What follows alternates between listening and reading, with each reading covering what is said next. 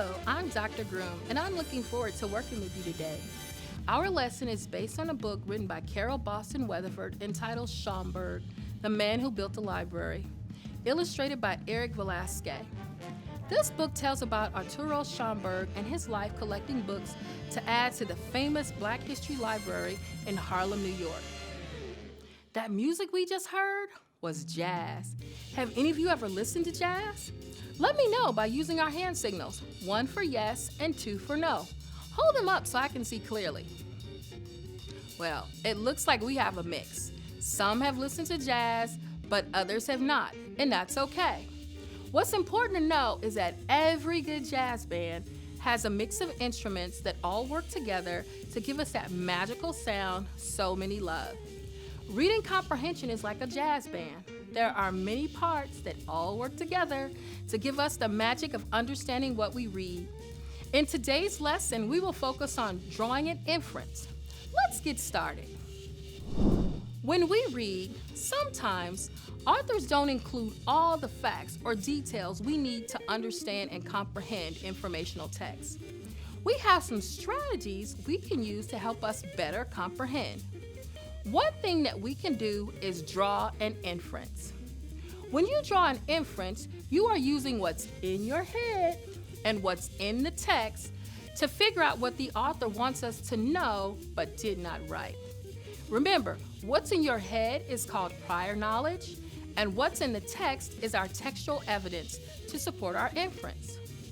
This graphic organizer can help us record our prior knowledge and our textual evidence to draw an inference. Now watch as I model how to identify the details of the text and add it with what I already know to draw an inference.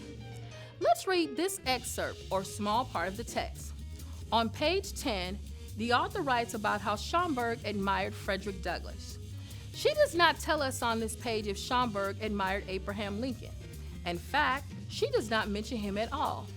But we can use what's in the text or textual evidence and what's in our heads, our prior knowledge, to draw an inference. This is page 10 of Schomburg, The Man Who Built a Library. Frederick Douglass. As Arturo fanned the pages of Frederick Douglass's narrative, it was as if a breeze carried him to the riverfront plantation where sailboats first defined freedom for young Frederick. Like Arturo, Frederick loved the written word. He even broke the law against slaves learning to read.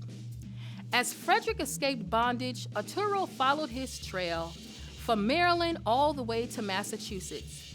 And when Douglass roared against slavery in his speeches, agitate, agitate, agitate, awoke the Arturo to the power of the pen. With that aim, Douglass had rallied the abolitionist cause, winning pledges of support and thunderous applause. Arturo scanned Douglass's anti-slavery newspaper, the North Star. So, did Arturo admire Abraham Lincoln? Let's use what's in our heads and what's in the text.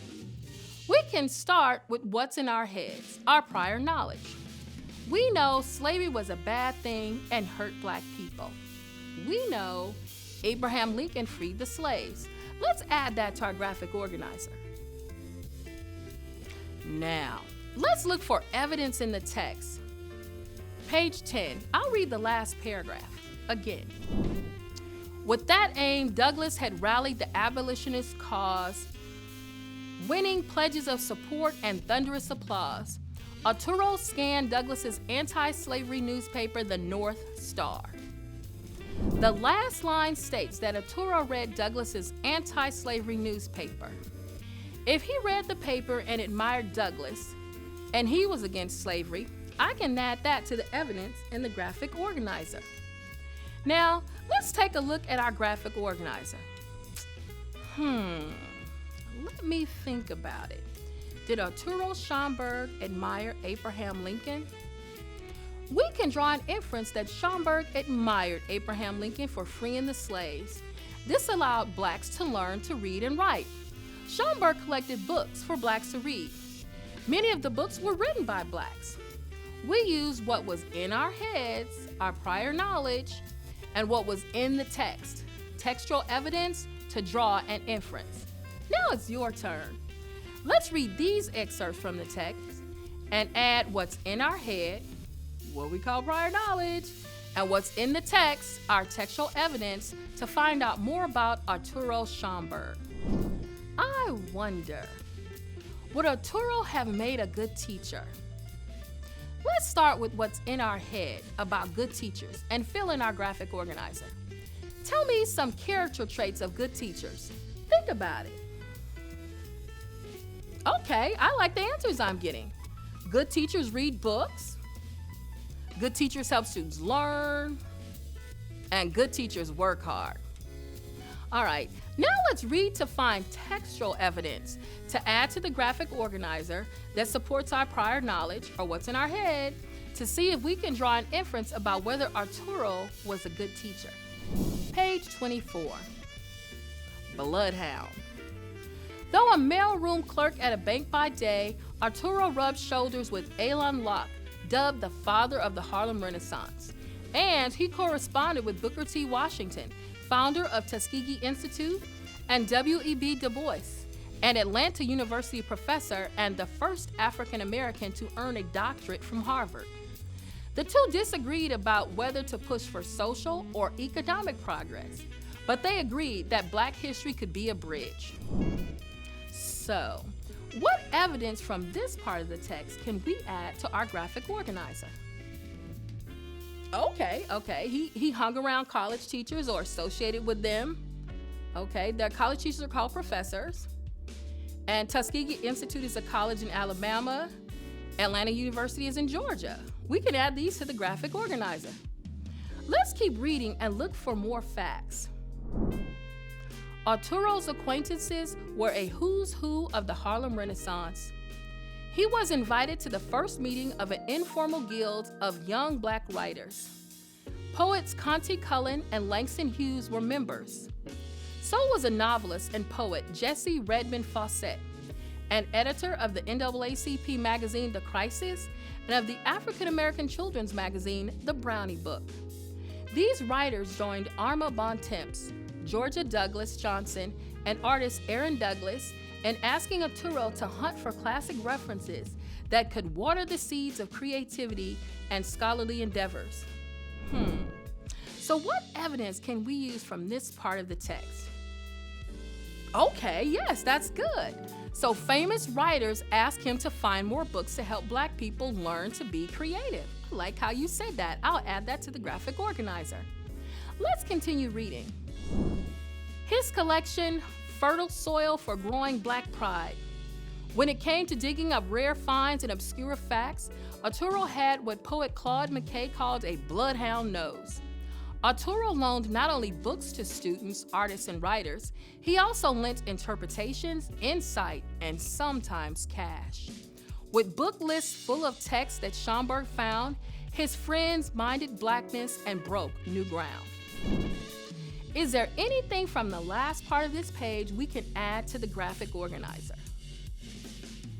Okay, he loaned books and monies to students and helped them interpret or understand the books. I will add this to the graphic organizer. Let's look at the graphic organizer. Can we draw an inference that Arturo Schomburg would make a great teacher? Shout out what you think. I think you're correct. He would have made an excellent teacher. Let's read and practice drawing an inference one more time.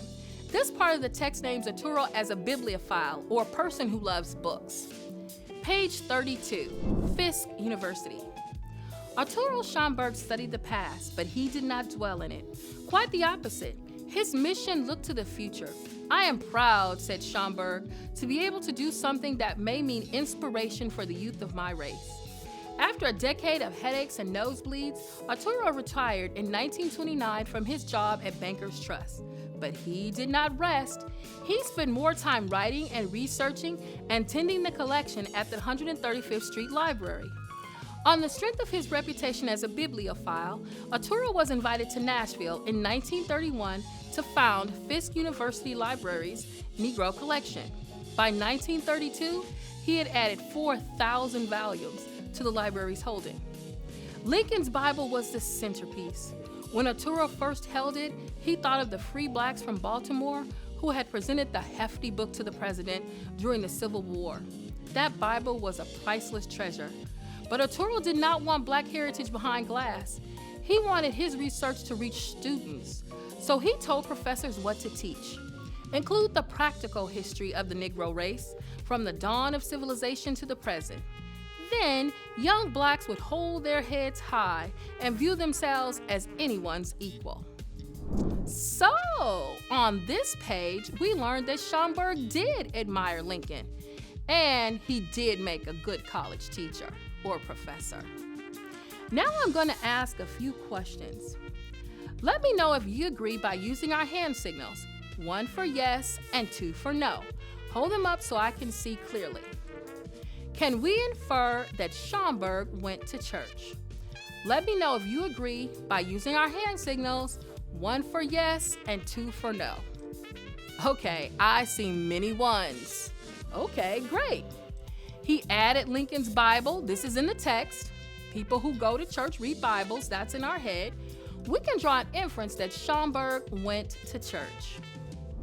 Today, we read an informational text and used what's in our head, our prior knowledge, and what's in the text, the textual evidence, to figure out what the author is trying to tell us but didn't write.